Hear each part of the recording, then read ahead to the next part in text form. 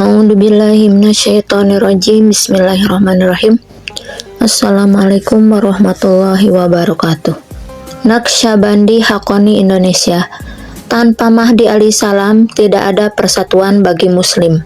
Maulana Syekh Hisam Kabani, Penton, Michigan, USA, November 2003. Maulana Syekh Hisam Kabani.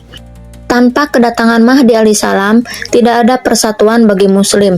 Jadi harus ada seorang khalifah, dan khalifah itu harus membawa bendera Rasulullah SAW. Bendera Nabi SAW ada di Istanbul, di Museum Topkapi, di Amanatul Muqaddas Nabi SAW. Jubah beliau ada di sana, pedang beliau di sana, dan bendera beliau di sana. Ketika Mahdi alaihissalam muncul, beliau akan memakai jubah, membawa bendera, dan mengambil pedang beliau SAW. Pada saat itu, jihad dapat diterima, jihad islami, kalau tidak, maka tidak ada apa-apa. Pembawa acara bertanya, sekarang tidak wajib? Maulana Syekh Hisam menjawab, sekarang tidak wajib. Dan ketika Mahdi alaihissalam muncul, beliau tidak muncul dengan bala tentara. Beliau tidak memerlukan senjata. Setiap negeri membeli persenjataan untuk apa? Allahu Akbar, Allahu Akbar, Allahu Akbar. Antara timur dan barat, mereka akan mendengar takbir Mahdi alaihissalam. Beliau akan muncul di Madinatul Munawwaroh. Para aulia menanti kedatangannya, menanti agar izinnya diberikan.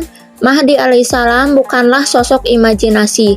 Beliau adalah sosok sungguhan, dan di seluruh kitab hadis dikatakan bahwa menyebutkan Mahdi alaihissalam merupakan salah satu akidah bagi muslim, karena itu adalah bagian dari Islam. Jadi, bila kalian menolaknya atau mengatakan, oh masih ada waktu, atau kita tidak tahu kapan itu akan terjadi, artinya kalian menyangkal bagian dari Islam. Artinya kalian menjadi murtad atau keluar dari Islam. Karena jika kalian menyangkal bagian tertentu dari Islam, seolah-olah kalian telah menyangkal Islam. Islam itu sudah lengkap. Dalam Quran surat Al-Maidah, surat kelima ayat ketiga, yang artinya, pada hari ini telah kusempurnakan agamamu bagimu, dan telah aku cukupkan nikmatku bagimu, dan telah aku ridhoi Islam sebagai agama bagimu. Islam adalah sebuah paket yang lengkap, jadi jika kalian mengeluarkan salah satunya, artinya kalian tidak mengikuti Islam. Mana ahlu sunnah wal jamaah yang mengatakan bahwa mereka adalah para pemimpin muslim? Mengapa mereka tidak berbicara mengenai Mahdi alaihissalam? Orang-orang berpikir bahwa itu hanya untuk Syiah. Disitulah mereka membuat pengelompokan atau firqoh. Syiah tidak membagi-bagi umat, tetapi ahlu sunnah wal jamaah yang membagi-bagi umat. Syiah memegang akidah tersebut dan mengatakan, kami percaya terhadap Imam Mahdi alaihissalam. Itu adalah bagian dari agama. Ahlu sunnah wal jamaah juga harus menegaskan hal itu, bahwa ya, itu adalah bagian dari akidah ahlu sunnah wal jamaah. Itu adalah bagian dari akidah kita, dan bila kita menolaknya, berarti kita menolak Islam. Nabi SAW bersabda, menunggu sesuatu yang akan datang adalah ibadah. Siapakah di antara orang-orang ahli sunnah wal jamaah yang berbicara tentang Imam Mahdi alaihissalam? Katakan pada saya. Pembawa acara menjawab, tidak ada, kecuali para sufi. Maulana Syekh Hisam berkata, sangat sedikit di antara mereka, kebanyakan melupakannya. Ini berarti, sebagaimana yang saya katakan kepada kalian, Mahdi alaihissalam menunggu izin untuk muncul. Tetapi, beliau ada di sana bersama para aulia, radhiyallahu alaihim. Secara pribadi, beliau berada di sekitar kita. Para aulia bertemu dengannya. Mereka melihatnya dan mereka menjabat tangannya untuk berbaiat kepadanya atau berjanji setia kepadanya. Suatu ketika pada tahun 1970 atau tahun 70-an, barangkali 1971, saya sedang dalam kholwat atau menyendiri atau mendekatkan diri kepada Allah. Tetapi tidak 100% holwat, itu adalah setengah holwat. Saya sedang duduk dan menulis catatan dan merapikan catatan Grand Syekh Najim Al-Haqqani Ar-Raubani. Pada saat itu, saya mengenal beliau dengan baik dan saya selalu mencatat perkataan beliau dalam suhbahnya atau lembaran catatan. Orang-orang datang ke ruangan beliau dan beliau berbicara selama berjam-jam tanpa berhenti. Dan apa yang beliau katakan sekarang, beliau tidak akan mengulanginya lagi. Selalu ada yang baru seperti mata air. Dari mana beliau mendapatkan ilmu-ilmu tersebut? Beliau tidak mempunyai buku di rumahnya. Beliau adalah seorang yang buta huruf atau iliterat. Bukan iliterat, tapi ada istilah yang lebih baik lagi dalam bahasa Inggris. Mereka mengatakan kepada saya, jangan lagi mengatakan illiterate, tapi unlettered. Illiterate maknanya tidak berpendidikan, tetapi Unlettered. maknanya tidak menulis atau membaca. Hatinya selalu terhubung dengan hati Nabi Muhammad SAW. Pembawa acara bertanya, ilmu dengan kehadiran? Maulana Syekh Hisam menjawab, ya, ilmu dengan kehadiran atau hudur. Saya sedang merapikan catatannya, kemudian saya berhenti dan mulai berzikir. Pada saat itu, Grand Syekh muncul dan berkata, kami akan membawamu untuk berbaiat dengan Mahdi alaihissalam. Dan itu terjadi pada diri saya pada tahun 1971. Pembawa acara bertanya, beliau muncul? Syekh Hisam menjawab, ya, dan beliau mengatakan, pejamkan matamu karena engkau tidak dapat melihat. Jika engkau melihat, engkau tidak bisa melanjutkannya. Jadi, saya terus memejamkan mata saya, kemudian beliau mengatakan, ulurkan tanganmu. Dan ketika saya mengulurkan tangan saya, beliau mengatakan, sekarang tanganmu ada di tanganku. Sekarang ada 7.007 Syekh Naqsyabandi yang pada saat yang sama memberi baiat kepada beliau. Kemudian saya merasakan seolah-olah tangan-tangan mereka ada di atas tangan saya. Kemudian beliau mengatakan 124.000 tangan para nabi dan tangan-tangan dari 124.000 nabi di atas tangan saya. Kemudian beliau berkata, sekarang tangan Mahdi alaihissalam. Saya merasakan tangan Sayyidina Mahdi alaihissalam, dan kemudian beliau mengatakan, sekarang tangan Nabi SAW, dan mereka memberi talqin tersebut, memberi baiat tersebut. Itu adalah pengalaman yang sangat luar biasa bagi saya, sehingga setelah kejadian itu, saya tidak sadar selama beberapa hari. Pikiran saya seperti gila dalam keadaan hal tersebut, atau zauk. Sebelum kejadian itu, saya melihat mereka mengundang saya. Ada perkenalan untuk itu, di mana Mahdi alaihissalam, Sayyidina Isa alaihissalam, dan Grand Syekh kita, mereka bertiga muncul dan membawa saya ke sebuah tempat di mana mereka bergerak seperti pada jalanan, tetapi tidak ada jalanan di sana. Mereka bergerak tanpa berjalan, seperti bergerak di udara. Pembawa acara bertanya, terbang? Maulana Syekh Hisam menjawab, itu bukan terbang, tetapi seolah-olah mereka berjalan, tetapi dalam pergerakan rohaniah. Di kedua sisi terdapat pasukan Mahdi alaihissalam, mereka membawa saya dan mengatakan bahwa waktunya sudah sangat dekat. Pada saat itu Grand Syekh, semoga Allah mensucikan ruhnya, beliau mengatakan bahwa waktunya bagi Mahdi alaihissalam sudah sangat dekat. Dan aku memberikan namamu di antara khulafa Mahdi alaihissalam. Dan beliau memberi saya satu di antara 40 nama-nama tersebut. Sayyidina Mahdi alaihissalam mempunyai 40 khalifah dan 59 wakil atau wazir, totalnya 99. Setiap orang berada di bawah tajalli sifat Allah Subhanahu wa Ta'ala. Dan beliau mengatakan, itu adalah dirimu. Beliau memberi saya gambar dan nama tersebut. Jadi, Mahdi alaihissalam bukanlah sosok imajinasi dan bukanlah sosok yang tidak hadir. Tidak, beliau adalah sosok yang nyata dan sedang menunggu izin Allah untuk muncul. Ketika beliau muncul, pertama, beliau harus melakukan islah al-ulama atau mereformasi ulama, karena para ulama pertama akan menyangkalnya. Bukannya ahlu kufur yang akan menyangkalnya, karena mereka memang sudah kufur, tetapi para ulama akan menentangnya, dan tidak ada oposisi bagi Mahdi alaihissalam. Beliau muncul dengan kekuatan ilahiyah. Allahu Akbar. Pertama, beliau muncul di Madinah Al-Munawwaroh. Dari Mekah, beliau menikah dan mempunyai 3 anak sekarang. Beliau akan muncul di Madinatul Munawwaroh. Beliau akan mengucapkan la haula wala quwata illa billahil aliyil azim, dan dengan segera beliau turun ke Madinatul Munawwaroh dari Magharat al-Su'ada. Beliau berada di tanah surgawi antara Yaman dan Madinatul Munawwaroh di Gurun Arub al-Khali. Ada sebuah gua besar di sana, tetapi itu adalah surga, bukan gua. Para aulia menggambarkannya sebagai surga di mana beliau tinggal bersama para khulafa, wakil atau wazirnya, dan menteri-menterinya.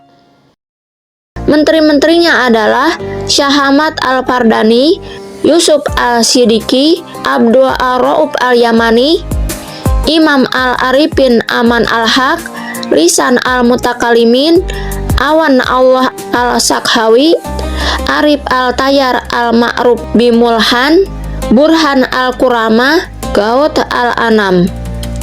7 menteri, mereka berada di hadiratnya selama 24 jam, dan mereka semua bersama 40 khalifah dan 59 wakil berada di hadirat Nabi Muhammad SAW. Tidak seorang pun dapat mencapai tempat itu. Tempat itu dijaga oleh 7 kelompok yang berbeda, yaitu Wali Budala, Wali Nujaba, Wali Nukoba, Wali Autad, Wali Ahyar, Jin Islam, dan malaikat. Mereka mengamankan tempat itu antara Madinah dan Yaman. Itu adalah gurun yang tidak bisa dilalui oleh seorang pun. Siapapun yang mencoba melewatinya dengan segera akan berubah menjadi batu.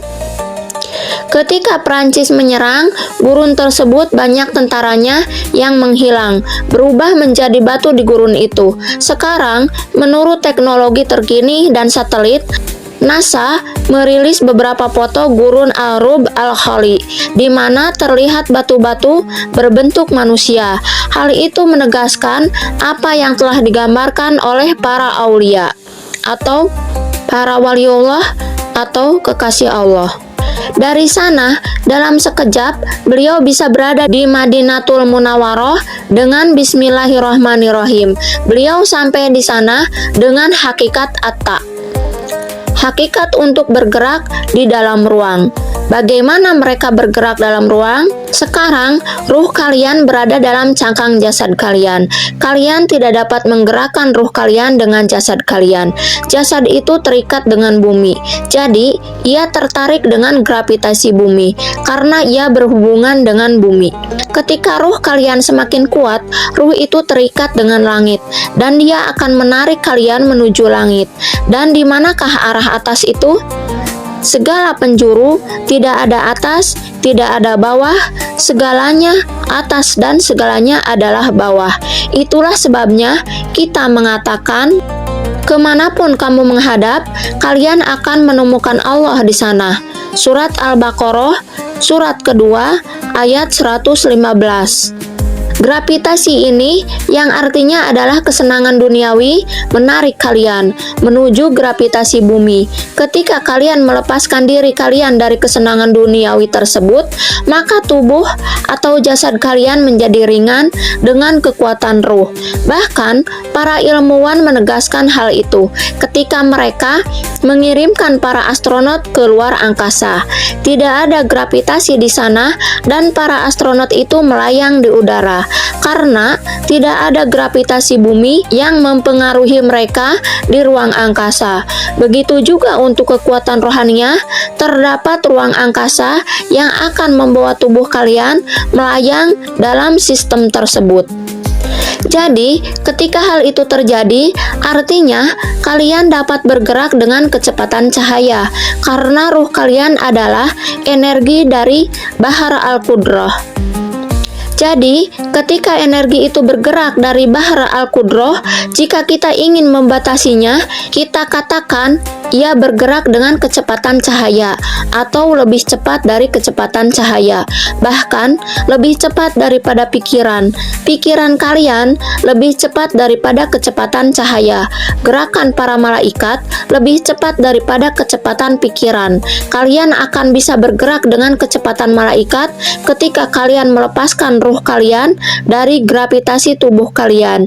Jadi, sekarang kalian dapat membawa tubuh kalian.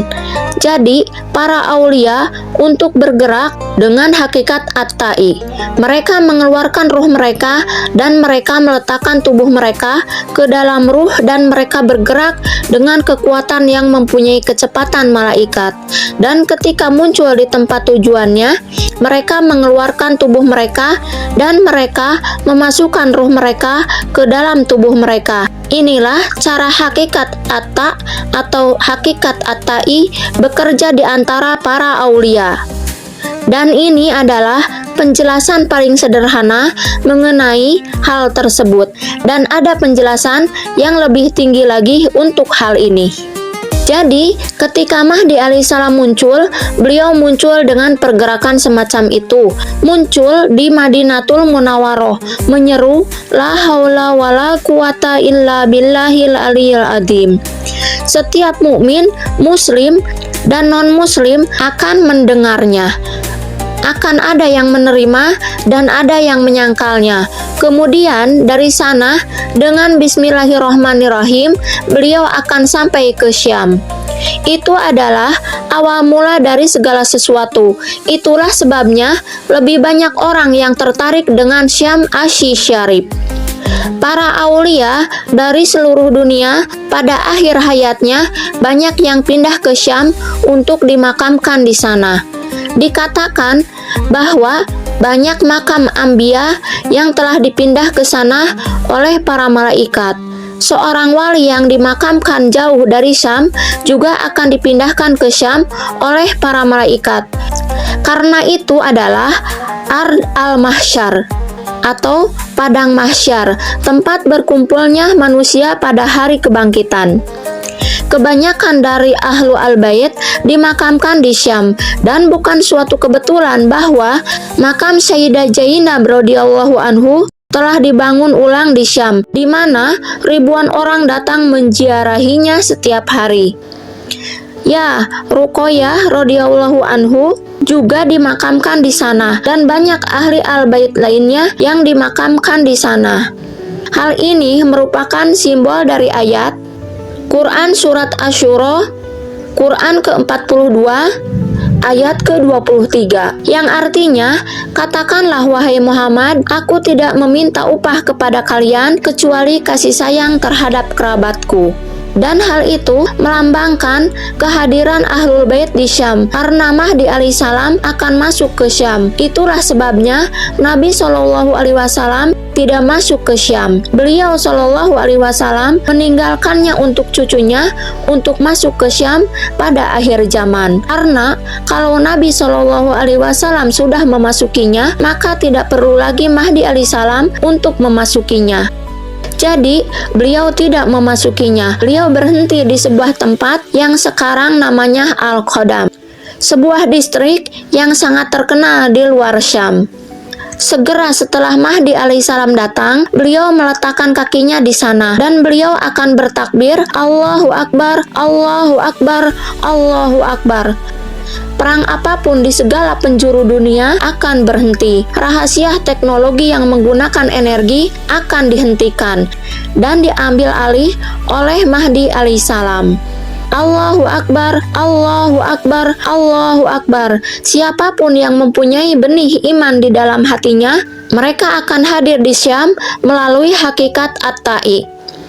Dalam satu malam, Mahdi alaihissalam akan memerintahkan jin untuk membangun kota yang baru dari awal sampai akhir untuk mengakomodasikan umat muslim yang akan berkumpul di Syam Asy-Syarif. Pada takbir ketiga, Allahu Akbar, Allahu Akbar, Allahu Akbar, setiap mukmin akan mempunyai pedang di tangannya. Sebuah pedang rohaniah di mana ketika kalian mengucapkan Allahu Akbar, ketika memegang pedang itu, siapapun kafir yang ada di kanan kalian akan lenyap. Siapapun kafir yang ada di kiri kalian akan lenyap. Beliau akan mendeklarasikan jihad melawan Al-Masih Ad-Dajjal yang pada saat itu sedang berkeliling dunia untuk menciptakan kebingungan.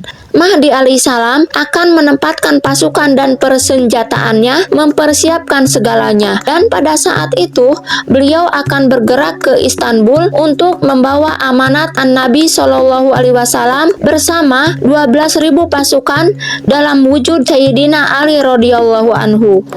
Semuanya adalah cucu Sayyidina Ali radhiyallahu anhu, semuanya dengan wajah yang sama, dengan pedang yang sama, Zulfikar, dan di atas mereka semua adalah Sayyidina Ali radhiyallahu anhu. Grand Syekh mengatakan bahwa Sayyidina Ali radhiyallahu anhu belum mati. Beliau akan muncul bersama Mahdi alaihissalam. Beliau sering dikirim oleh Nabi SAW untuk melakukan tugas tertentu. Biasanya Sayyidah Fatimah Az-Zahra alaihissalam akan mendatangi Nabi SAW dan berkata, "Ya Rasulullah, aku bukannya mengeluh, tetapi kadang-kadang suamiku, Sayyidina Ali karamallahu wajhah, tidak pulang ke rumah di malam hari." Beliau SAW bersabda, "Ya Fatimah, aku mengirimnya ke suatu tempat di mana manusia dan jin tidak dapat mencapainya.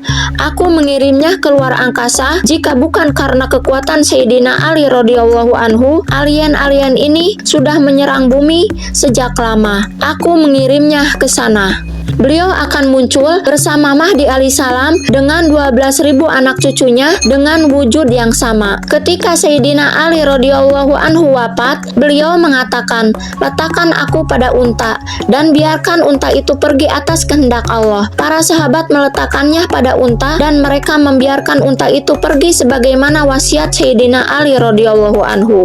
Unta itu pergi ke arah bukit lalu lenyap. Para sahabat menangis. Mereka ingin tahu di mana Sayyidina Ali radhiyallahu anhu berada. Dan setelah 1 jam, 2 jam menunggu, mereka bertemu dengan kafilah yang muncul dari arah berlawanan. Para sahabat bertanya pada mereka, "Apakah kalian melihat seekor unta?" Mereka menjawab, "Kami melihat seekor unta, tetapi kami juga melihat Sayyidina Ali radhiyallahu anhu. Dan beliau memberi salam kepada kami dan kami menjawab salamnya. Kemudian beliau melanjutkan perjalanannya." Jadi, para aulia menantikan Sayyidina Ali radhiyallahu anhu bersama Mahdi alaihissalam. Dan ketika Sayyidina Mahdi alaihissalam membawa al-amanat al-muqaddasah atau relik suci Nabi SAW dari Istanbul bersama Sayyidina Ali radhiyallahu anhu dan 12.000 anak cucunya, mereka kembali ke Masjid Al-Umawi Syam, di mana Sayyidina Isa alaihissalam akan turun di sana.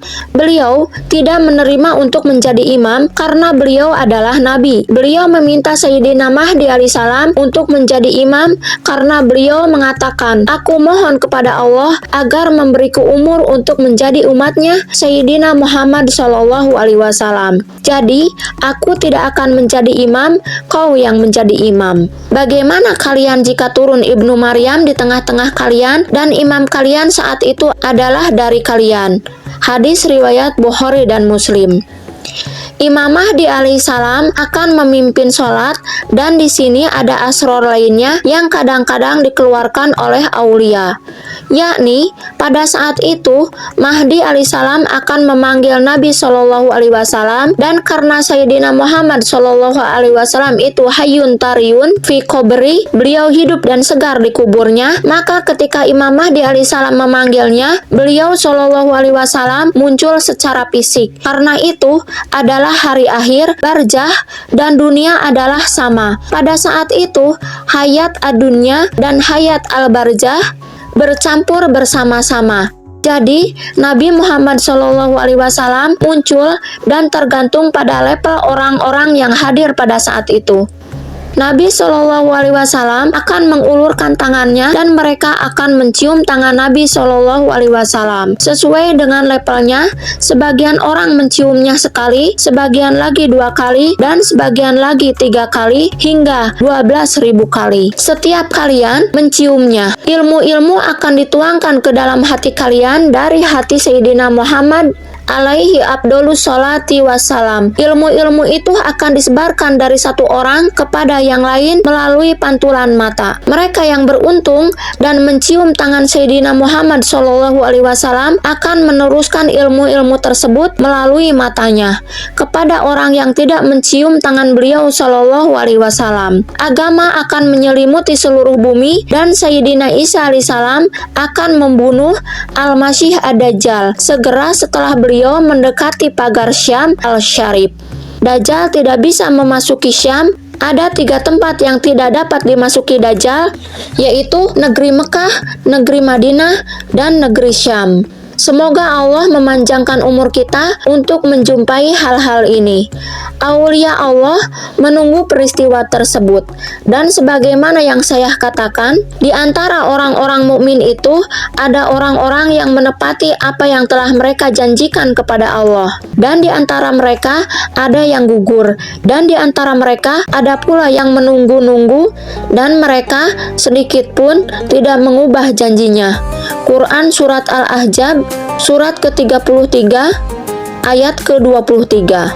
Mereka tahu bahwa ini adalah hakikat, sehingga mereka menunggunya, tetapi mereka kemudian meninggal dunia. Yang lainnya menunggu untuk sampai ke masa itu. Jika mereka meninggal dunia, mereka akan dibawa kembali karena mereka telah menunggunya. Mereka meminta untuk sampai ke masa tersebut. Allah Maha Pemurah, dan dari kemurahannya, jika kalian meminta, Dia akan memberi. Seperti dalam firman-Nya, mintalah kepadaku, aku akan mengabulkannya. Jika saya meminta kepada Allah, ya Robbi, jadikanlah aku sebagai pendukung Mahdi alaihissalam, kemudian saya meninggal dunia, apakah menurut kalian Allah Subhanahu wa Ta'ala dengan kemurahannya tidak akan membawa kalian kembali pada masa Imam Mahdi alaihissalam? Mengapa? Apa masalahnya? Apa susahnya? Tidak ada susahnya. Kun fayakun bagi Allah. Siapapun yang menunggu kedatangan Mahdi alaihissalam akan dibawa kembali, karena itu akan menjadi masa-masa keemasan bagi seluruh alam semesta ini, karena itu adalah hari akhir. Mereka yang menunggu saat itu, Allah akan membawanya kembali. Itu bukanlah seperti film yang kalian lihat di TV, tetapi kalian dapat merasakannya. Mereka yang telah meninggal dunia dapat merasakannya. Mereka dapat melihatnya. Mereka hidup kembali di masa itu seolah-olah seperti orang biasa. Semoga Allah Subhanahu wa Ta'ala mengkaruniakan kepada kita kenikmatan itu, dan insya Allah kita akan berada di masa itu bihurmatil Habib, bihurmatil Fatihah. A'udzubillahi minasyaitonirrajim. Bismillahirrahmanirrahim. Alhamdulillahirabbil alamin arrahmanirrahim maliki yaumiddin iyyaka na'budu wa iyyaka nasta'in ihdinas siratal mustaqim siratal ladzina an'amta 'alaihim ghairil maghdubi 'alaihim waladdallin amin. Shadaqallahul adzim. Allahu a'lam bishawab. Semoga bermanfaat. Wassalamualaikum warahmatullahi wabarakatuh.